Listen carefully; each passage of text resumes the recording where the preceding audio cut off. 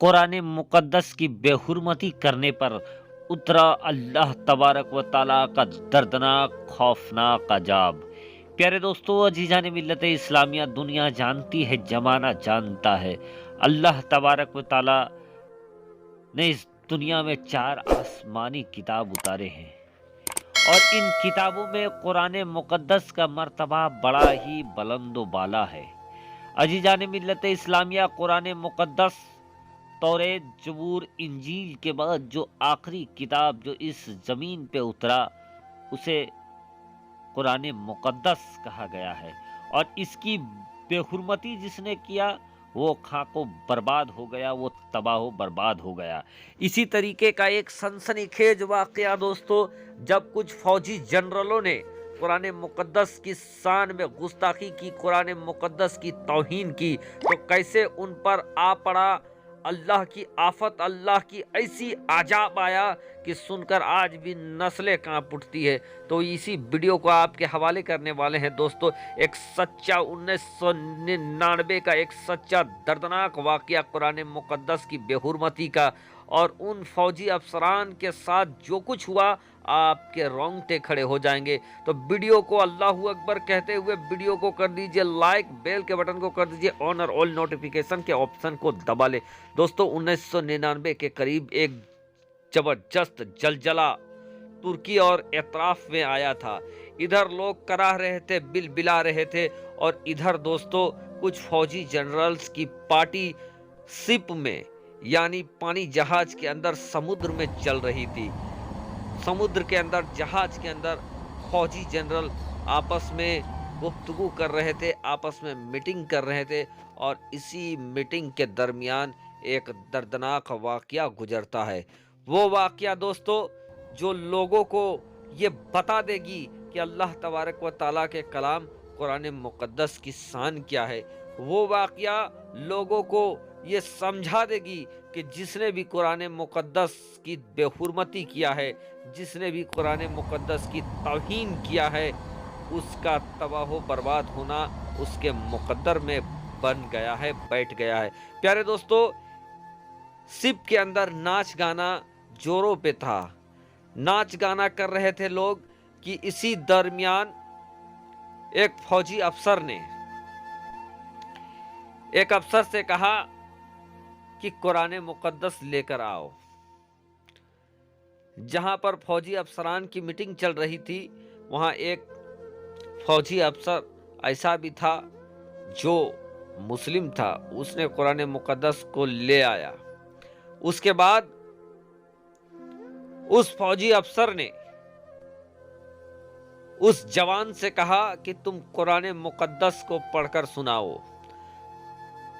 कुरान मुक़द्दस के कुछ आयात को पढ़कर सुनाया गया। उसके बाद वो कहता है कि तुम इसका तर्जुमा बताओ।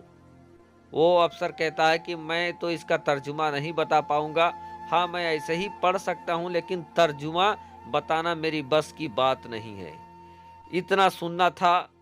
कि उनमें से खड़ा एक फौजी अफसर आग बबूला हो जाता है और वो फौरन कुरान मुक़द्दस को उठाता है और उठाकर उसको फाड़ने लगता है कुरान मुक़द्दस को, और कहता है कि कहाँ है तुम्हारा खुदा जिसने ये दावा किया है कि कुरान मुक़द्दस को मैंने भेजा है और इसकी हिफाजत मैं ही करूँगा, इसका मुहाफिज मैं ही हूँ। दोस्तों, इस तरीके की नाजेबा कलाम करने लगा, घमंड में डूबकर इतराकर और लोगों पर सेखी बघारने लगा। साथ ही साथ वो नौजवान जिसने वहां पर कुरान मुक़द्दस के तर्जुमा करने से इनकार कर दिया था, वजह यह भी थी दोस्तों कि वहां सबाब और कबाब की पार्टी चल रही थी, नाच गाना हो रहा था, और ऐसे में कुरान मुक़द्दस का पढ़ा जाना, तर्जुमा बताया जाना बिल्कुल ही नाकाबिले बर्दाश्त था। और इसी को देखकर उस नौजवान ने कहा कि मैं इसका तर्जुमा नहीं बता पाऊंगा। गुस्से के आलम में दोस्तों उन फौजी अफसरों ने क्या किया कि उस मुस्लिम जवान को, उस अफसर को जिसने कुरान मुक़द्दस को पढ़ा था,